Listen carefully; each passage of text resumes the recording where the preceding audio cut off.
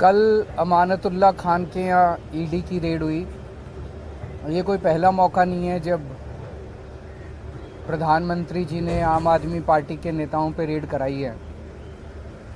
जब से हमारी सरकार बनी है दिल्ली के अंदर, प्रधानमंत्री मोदी जी की पूरी कोशिश है कि किसी भी तरह से आम आदमी पार्टी को कुचल दिया जाए, ख़त्म कर दिया जाए।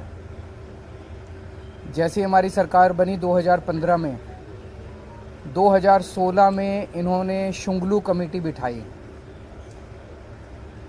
शुंगलू कमेटी ने हमारी दिल्ली सरकार के तब तक जितने काम किए थे 400 फाइल मंगाई, 400 साढ़े 400 फाइलें मंगाई।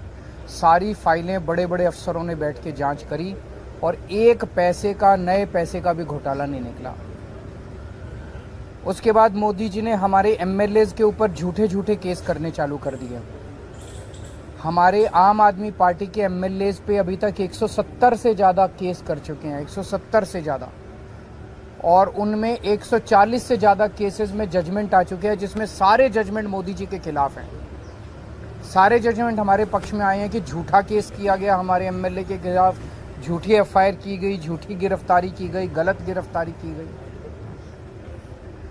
उसके बाद इन्होंने पिछले 2 साल से हमारे मंत्रियों को और सीनियर नेताओं को अब गिरफ्तार करना चालू किया।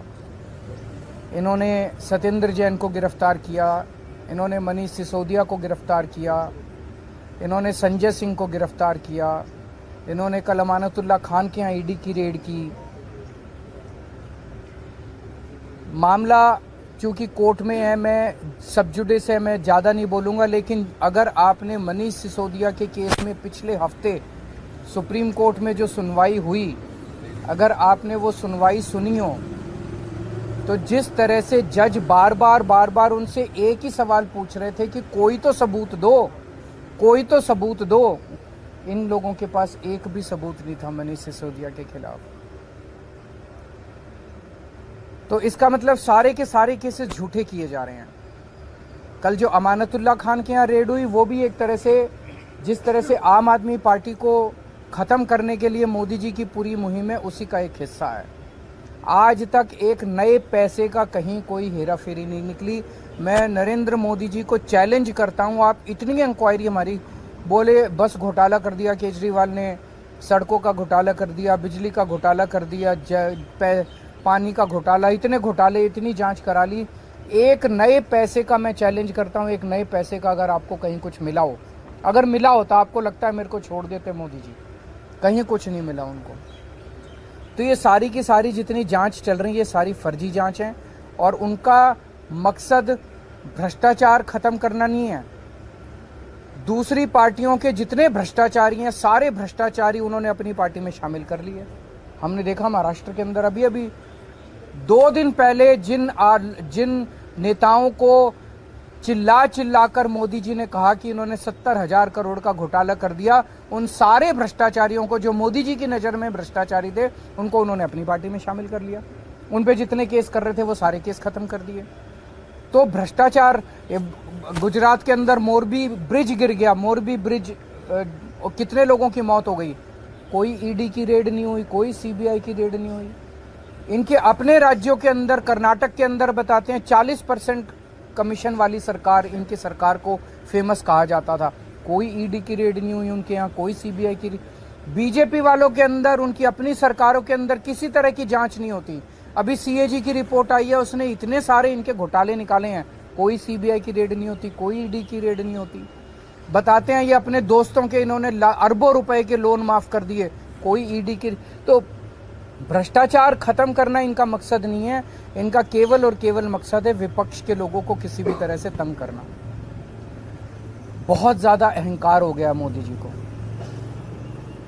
आप टीवी पे देखते हैं जिस तरह से वो चलते हैं, उनकी चाल में अहंकार नजर आता है, उनकी जुबान में अहंकार नजर आता है, उनकी बातचीत करने में अहंकार नजर आता है। जिस तरह से वो अब किसी इंसान को इंसान नहीं समझते।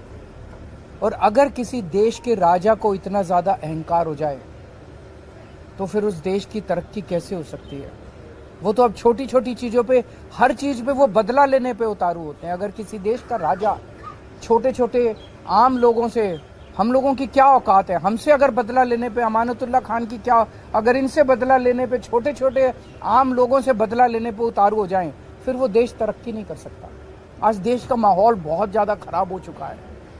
पहली बार ऐसा हो रहा है कि देश छोड़ छोड़ के लोग दूसरे देशों की, भारत छोड़ छोड़ के लोग दूसरे देशों की नागरिकता ले रहे हैं। ऐसा कभी नहीं हुआ।